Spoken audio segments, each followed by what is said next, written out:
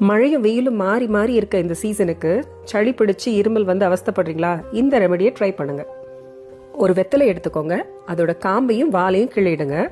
ஒரு ஃப்ரெஷ்ஷான ஏலக்காய் எடுத்து அதில் நடுவில் வச்சுக்கோங்க. 5 மிளகு அது கூட சேர்த்துக்கோங்க. பெரியவங்களா இருந்தால் எக்ஸ்ட்ரா இன்னும் 2 மிளகு கூட சேர்த்துக்கலாம். இது கூட ஒரு கிராம்பு, அது கூடவே 1 ஸ்பூன் தேன். இது எல்லாத்தையும் ஒன்னா முடிச்சு பீடா மாதிரி வாயில போட்டு மென்னு முழுங்கிடணும். ஸ்டார்டிங்ல சாப்பிட நல்லா இனிப்பா தான் இருக்கும்.